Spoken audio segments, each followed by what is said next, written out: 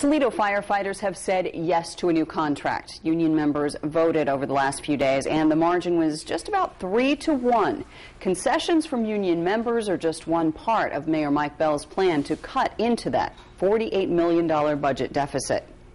Well, not only is the president of the Toledo Police Patrolmen's Association dealing with upset citizens right now, he also says there's disagreement between members. All of this is fallout, of course, from the vote yesterday where officers turned down proposed contract concessions.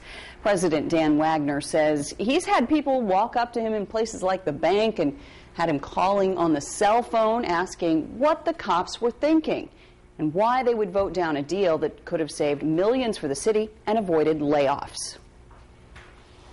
At face value, it does not look good. But when you stop and look at the sentiment of the guys, that they've been taking concessions for the last couple of contracts. They looked at this as an unwarranted breach of our contract once again, and they decided they wanted to stand and fight. He says the lack of trust in the administration, a holdover from previous years, played a role in some members' decisions. So how would you have voted if you were in the police officer's shoes? That was our feedback question tonight. William wrote, "I'm sure Mr. Wagner was proud of his membership when they stood up and took charge last year to help their community, only to get layoff notices for 150 officers and then lost 75 for 6 months." But MM thinks, "I think the TPPA should agree to temporary concessions to their contracts to help get the city budget balanced." So what do you think? Go to Fox Toledo's Twitter or Facebook page, or you can send us an email. So what's next for the city of Toledo now that the police have said no to a deal?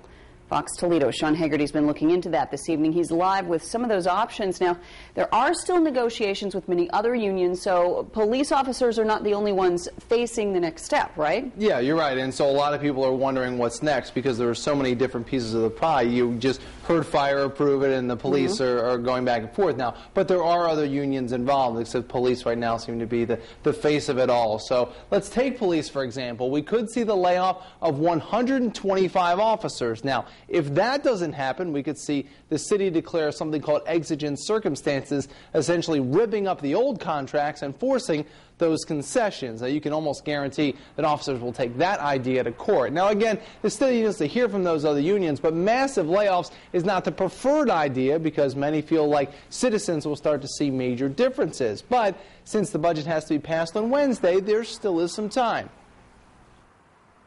And hopefully by Monday, maybe we'll see some improved communications between management and labor with regard to TPPA, and we'll see what that brings. But clearly, we all are looking at savings in our personnel budget. Concessions are absolutely critical. Sarantu hopes that all sides meet in private next week to try to either hammer out a deal or figure out in which direction they are headed. Now, here's an interesting aside to the whole budget process. The Wall Street Journal is now interested in Toledo. Both Sarantu and Mayor Bell were interviewed by the Journal. An article is supposed to be published on Tuesday. Reporting live, Sean Haggerty, Fox Toledo News.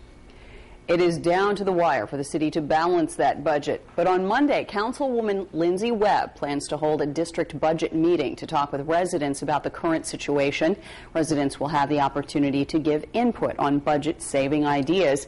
The meeting is at 6 o'clock in the Whitmer High School cafeteria on Monday. It's expected to last until 8.